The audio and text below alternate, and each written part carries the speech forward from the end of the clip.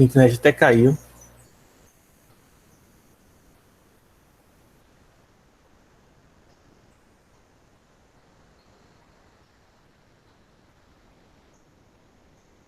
Hoje eu não vou usar a minha webcam porque eu tô sem, tá?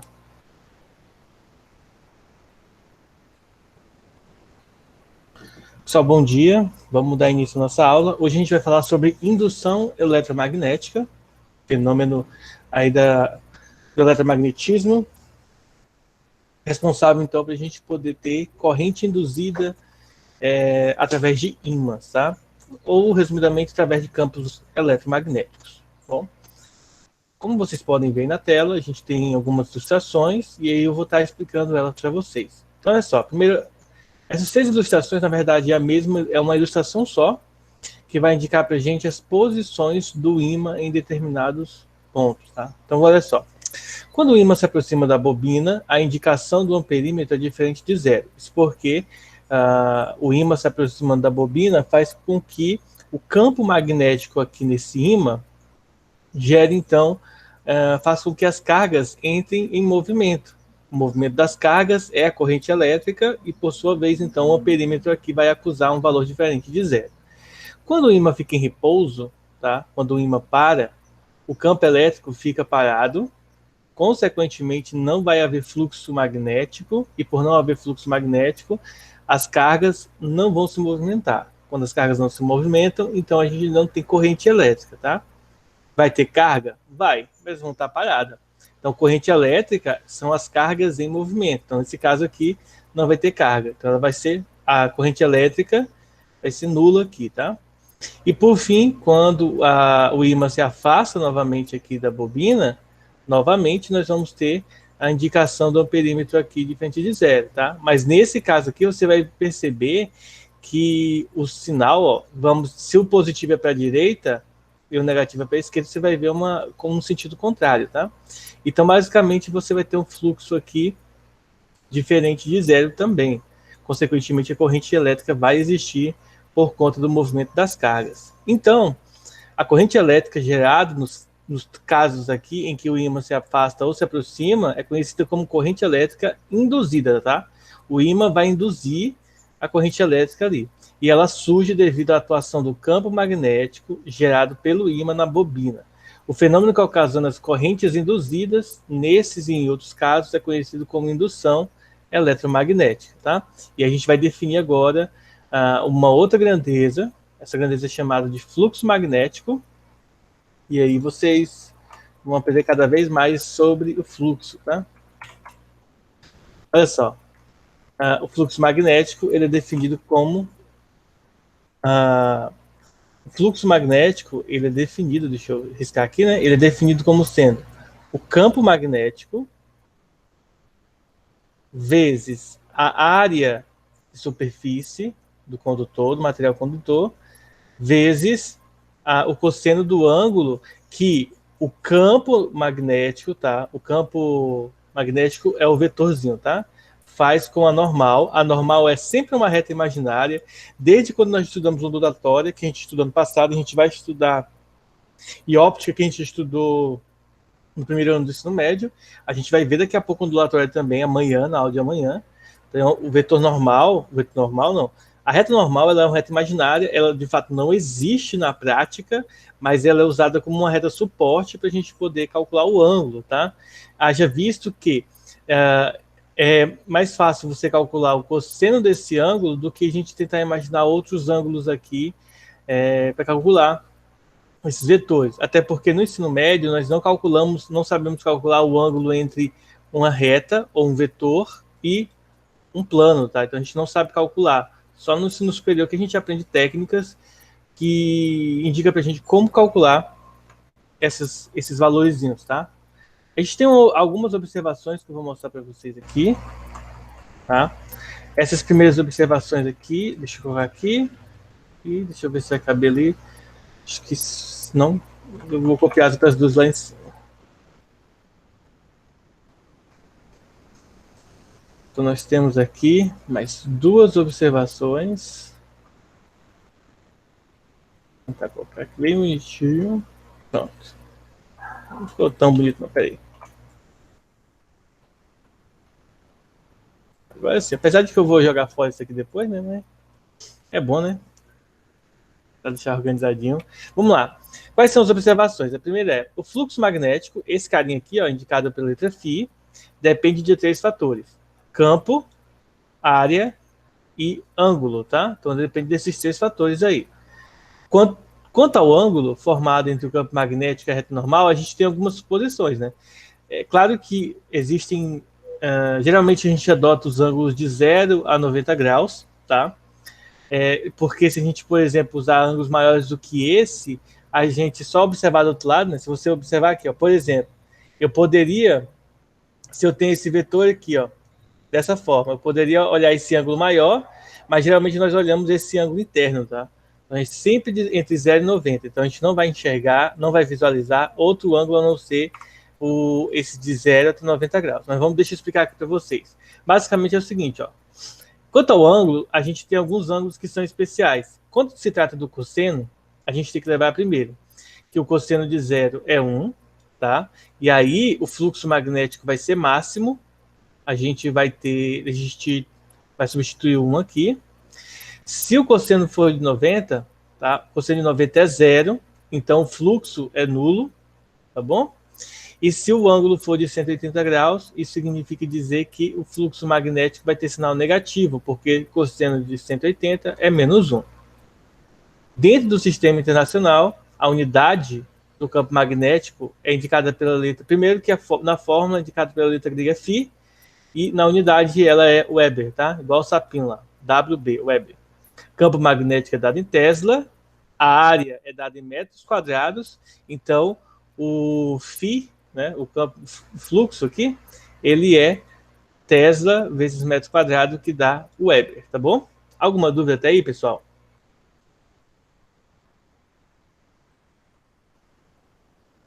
Beleza. Como eu havia comentado com vocês, agora nós vamos falar um pouco sobre corrente induzida, tá? Só um detalhe aqui que eu queria chamar a atenção de vocês. Daqui a pouco, quando a gente vai fazendo exercícios, a gente muitas vezes vai precisar calcular a variação do fluxo, tá? Lembre-se, variação é o valor final menos o valor inicial, tá? Então, é só você fazer campo, área, cosseno do ângulo, tá bom? Final menos o inicial, tá? Então, só para deixar isso claro para vocês, que daqui a pouco a gente vai estar calculando também. Dentro do conceito de corrente elétrica induzida, que a gente viu anteriormente, a gente tem um teoreminha, tá? Que é chamado de lei de Lenz. A lei de Lenz, ela fala o que para a gente? Primeiro, ela vai relacionar o sentido da corrente elétrica dentro do estudo da corrente elétrica induzida. Antes de eu explicar isso, eu queria só alertar vocês, tá? Caso alguém esteja assistindo no celular, eu aconselho deixar o celular deitado, tá? No modo paisagem, tá? Para que você possa ver a tela inteira. Se alguém estiver assistindo no notebook, eu peço que você deixe a minha tela como tela principal para você poder ver a imagem inteira, senão ela vai ficar cortada para você, porque eu estou usando uma simulação de câmera virtual do OBS Studio, tá? Então, só alertando aí. Então, vamos lá. Lei de Lenz, ela diz respeito ao que acontece com uma corrente elétrica induzida. Então, veja só. A corrente elétrica induzida em uma superfície fechada, delimitada por fio, tá, ou espira, é criada de modo a compensar as variações do fluxo que atravessa. Então, quando o fluxo magnético aumenta, tá, ou seja, o fluxo magnético é crescente, compensar o fluxo tem o objetivo de diminuí-lo, tá? Quando o fluxo magnético diminui, essa compensação tende a aumentá-lo. Mas eu vou mostrar para vocês um outro enunciado da lei de Lenz, tá? Que a gente viu ano passado no segundo ano. Eu acho que ele é mais interessante. Deixa eu pegar ele aqui, porque ele vai tratar para a gente de como a lei de Lenz ela atua na interpretação de alguns fenômenos, tá? Principalmente para a gente saber o sentido da corrente elétrica. Então, esse aqui é do segundo ano, quando a gente viu ano passado. Quero mostrar para vocês, só para vocês verem aqui outro formato mais legal da lei de Lenz, tá? Então, quando se trata da lei de Lenz, a gente pode também interpretá-la da seguinte maneira. Considere uma espira, tá? Lembre-se que a espira é aquele aquele rolo de fio enrolado, né? Então diz o seguinte, ó, considere uma espira na qual há variação do fluxo, porque se não houver variação, não há corrente induzida, tá? Então a lei de Lenz diz o quê? Se o fluxo magnético é crescente, tá? Como está aqui, ó, ele aumenta, a corrente induzida tem sentido de modo a criar um campo magnético induzido contrário ao campo magnético real. Então, se o campo magnético tiver o sentido anti-horário, tá? Horário, na verdade, tá? Esse aqui é o campo, o induzido vai seguir o sentido anti-horário, tá? Caso contrário, se esse for o anti-horário, esse aqui vai ser o horário. Já se o fluxo magnético é decrescente, a corrente induzida, tá, cria um campo magnético induzido que é a favor do campo magnético. Então, se a corrente é decrescente, campo magnético e campo induzido terão o mesmo sentido, tá? Então, isso aqui é interessante para a gente poder fazer algumas observações, de saber direção e sentido de alguns campos magnéticos, nesse caso especial, campo magnético induzido, tá? A próxima lei que a gente vai ver agora é chamada de lei de Faraday, tá? E o que diz a lei de Faraday para a gente? Seguinte, quando nós estudamos a física lá atrás, a gente aprendeu que além da corrente elétrica, a gente tem a DDP e a resistência, certo? Então, a lei de Faraday, ela vai indicar para a gente uma forma da gente relacionar o que nós estamos estudando com a parte de força eletromotriz, ou DDP, geralmente associada a geradores, tá? Então veja o seguinte. Olha só. Deixa eu pegar aqui. Achei. Bom. Olha só, a força eletromotriz induzida, geralmente isso aqui, tá, gente? É a tensão elétrica do gerador, não é a tensão do gerador, tá? E quantos volts o gerador opera em uma espira corresponde à variação temporal do fluxo magnético. Matematicamente, né, algebricamente, nós temos que a força eletromotriz é igual ao fluxo magnético dividido pela variação do fluxo dividido pela variação do tempo. Lembrando que no ano passado a gente estudou essa fórmula com o sinal de menos na frente, tá? Só que, apesar de ter o sinal de menos, geralmente a gente quer calcular um módulo, então por isso que a fórmula aqui está colocando a força eletromotriz como módulo para a gente. Quais são as observações da lei de Faraday? A lei de Faraday indica que quanto mais rapidamente ocorrer a variação do fluxo, maior será a força eletromotriz induzida. Caso a variação do fluxo ocorra em um circuito fechado, a força eletromotriz induzida induzirá uma corrente no circuito. Sendo assim, ao se conhecer a força eletromotriz e a corrente elétrica, a gente pode então estar associando a primeira lei de Ohm. A primeira lei de Ohm, U é igual a RI, tá? Nesse caso, vai ser força eletromotriz induzida igual a resistência elétrica vezes a corrente elétrica também induzida, tá? Pelo nosso circuito. Caso a variação do fluxo ocorra em um circuito aberto, não surgirá corrente elétrica induzida, porém ela pode se considerar na espira uma DDP igual a força eletromotriz induzida, tá? Claro que, como mencionei, é algo mais tranquilo, mais simples. Bom, vamos pegar agora e vamos fazer alguns exercícios, tá? Do fluxo, da indução magnética e depois do fluxo, tá? Deixa eu pegar aqui os exercícios que a gente está fazendo. Ah, só um detalhe importante que não aparece aqui. A gente pode também, não tem na apostila, mas eu posso escrever aqui para vocês, que é esse aqui, ó. A corrente elétrica induzida é igual a força eletromotriz induzida dividido pela a resistência da espira, tá? Esse R aqui é de resistência e não de raio, tá? Só para deixar isso claro. Bom, agora a gente vai fazer algumas questões para a gente entender esse processo, tá? Peço vocês aí que prestem bastante atenção. Depois eu vou passar a atividadezinha, começar a passar a atividade para vocês. Lembrando, tá? Que essa daqui é a nossa última aula do setor B, como é o do setor A, e amanhã a gente vai encerrar nosso caderno, tá? E depois é exercício e trabalhos para a gente fechar a nossa nota.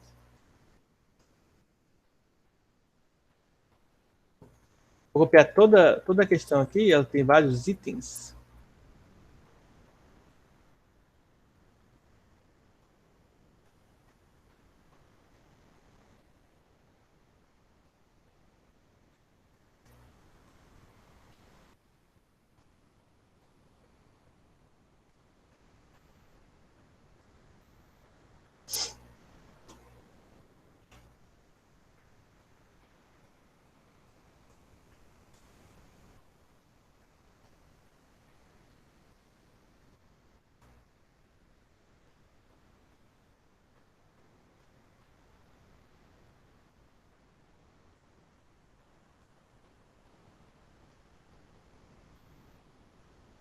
Bom, então vamos lá fazer essa questão aqui. Bom, essa questão ela fala o que pra gente? Ela diz o seguinte, ó. Deixa eu pegar aqui, pronto. Uma espécie circular de área igual a 2 metros quadrados e resistência elétrica igual a 5 ohms está em uma região onde há um campo magnético uniforme B de intensidade variável perpendicular expira, conforme indica a figura, tá? Como a figura indica para a gente que é um ponto, significa que o campo magnético ele está saindo da tela e vindo aqui como se estivesse em direção aos nossos olhos, tá? Então, essa aqui é a direção do campo magnético real. No instante t igual a 0, a intensidade do campo magnético é igual a 1, e no instante t igual a 2, a intensidade do campo é igual a 3, tá? A letra A pede para a gente determinar a intensidade do fluxo nos instantes 0 e 2, tá? Então vamos fazer aqui, é bem simples, tá, gente? É só a gente lembrar o seguinte, ó. Primeiro, observem que é perpendicular à espira, tá? Então, se o campo é perpendicular à espira, eu vou até mostrar para vocês o desenho, para explicar no desenho da aula, só para a gente descobrir o seguinte, ó. Quando a gente viu o fluxo magnético, tá? Vou fazer o desenho aqui embaixo, ó, só para explicar isso para vocês, ó. O fluxo magnético que a gente viu, o que acontece, ó? A espira está aqui embaixo, ó, tá? O campo, ele faz, então, um ângulo de 90 graus com a espira. Então, para que se encaixe aqui, ó, já que a normal também tem 90 graus com a espira, com a área da superfície, então, o campo e a normal, elas são iguais, tá? Em direção, tá bom? Então, o campo e a normal vão formar um ângulo. Nesse caso aqui, o ângulo é de 0 graus, tá? Então, cosseno de 0 graus é igual a 1. Ou seja, o fluxo que nós vamos calcular, ele vai ser igual ao campo magnético vezes a área, tá? Então, é isso que a gente vai estar calculando. Inicial, e depois nós vamos calcular aqui no tempo igual a 2, no final. Então, percebam que, inicialmente, o valor do campo é igual a 1 e o valor da área é 2. Então, vai ficar 1 vezes 2, que dá 2 Weber. E aqui embaixo, né, no tempo igual a 2, o valor do campo é 3 teslas. Então, é 3 vezes 2, porque a área não muda, e vai dar 6 Weber, tá? Então, aqui nós calculamos o valor no tempo 2, e aqui nós calculamos o valor no tempo igual a 0, tá? Simples assim. Caso tivesse ângulos, é interessante que você saiba calcular os ângulos. Geralmente, é pedido para a gente ângulos fundamentais, tipo 30, 45, 60, ou se ele der algum ângulo diferente desses três, né, dos fundamentais, ele dá alguma aproximação para a gente dos ângulos, tá bom? Porque como a gente sabe, a gente só tem que saber o valor dos ângulos fundamentais, os outros, ou a questão dá, ou a gente não cai, né? Então vamos lá. Agora, o próximo passo, a gente faz o seguinte, ó, determine o sentido da corrente elétrica induzida ao longo do intervalo de tempo 0 e 2. Então vamos lá. Tá? Deixa eu selecionar aqui. Eu vou selecionar aqui essa espira aqui, que eu vou usar ela para a gente desenhar aqui, ó. Para a gente entender o seguinte. Bom, a primeira coisa que eu quero fazer é determinar o sentido da corrente elétrica induzida, tá? Ao longo do intervalo. A primeira coisa que a gente tem que perceber aqui, ó, é o seguinte: o fluxo está aumentando. Quando o fluxo aumenta, eu até mostrei para vocês uma imagem lá da apostila do segundo ano, do ano passado, e nessa imagem eu expliquei para vocês o quê? Eu expliquei para vocês que quando o fluxo está aumentando, tá? O fluxo eletromagnético aumenta, isso significa dizer que a corrente induzida gera um campo magnético induzido que vai ter sentido contrário ao campo magnético real. Ou seja, se o campo magnético é no formato vindo para os nossos olhos, então significa dizer que o campo magnético induzido, esse carinha aqui, que eu vou marcar com X, tá? O X significa que ele está entrando na tela do computador, no celular, tá bom? Então, esse aqui está saindo em direção aos nossos olhos, o induzido vai estar entrando em direção aos nossos olhos, tá certo? Então, no caso aqui, ó, a corrente do real, do campo real, olha só, ela vai ter sentido horário, tá bom? Porque está nos nossos olhos. E a induzida vai ter, no caso aqui, ó, desculpa, do real, ela vai estar aqui, ó, no sentido, vou até colocar aqui, ó, no sentido Se tivesse corrente real, ela estaria nesse sentido, tá? Mas como o induzido ele está furando a folha, então ele tem um sentido horário. Então, a corrente elétrica induzida, tá? Ela vai ter o sentido horário, tá bom? Então, o sentido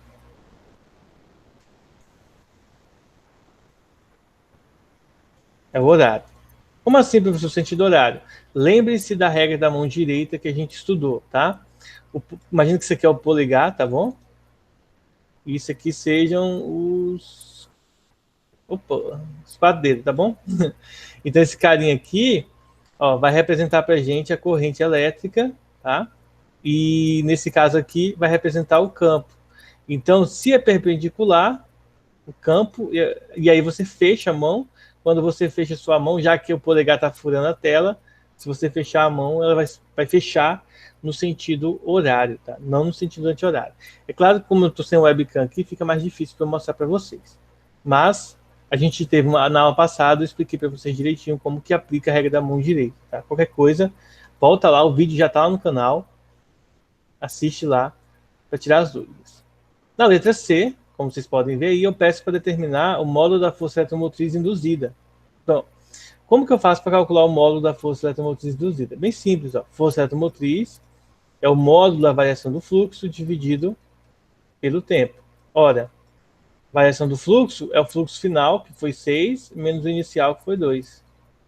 Dividido pelo tempo, que é de 0 até 2. Então, 6 menos 2 dá 4. Está positivo, então posso tirar o módulo. E o resultado final vai ser 2, tá? Unidade de força eletromotriz, volts. Simples assim. Letra D. Determine a intensidade da corrente elétrica induzida, tá? Então, da corrente elétrica induzida, basta a gente fazer o quê? Força eletromotriz induzida dividido pela resistência elétrica da espira, tá? Bom, quanto que deu a força eletromotriz induzida? 2. Se está positivo, então a gente não precisa colocar o módulo. A resistência elétrica é 5, tá? Está aqui no enunciado da questão. 5 ohms. Aí o que a gente vai fazer? Dividir 2 para 5. 2 dividido para 5 não dá diretamente, então a gente acrescenta um zero aqui, uma vírgula. 20 dividido para 5 dá 4. 4 vezes 5, 20. O resultado dá 0,4. Então 0,4 amperes, que é o símbolo aí, a unidade padrão para corrente elétrica. Alguma dúvida, pessoal? Então, felizmente, nossa aula vai chegar ao fim. Vou aqui interromper a gravação. Em seguida,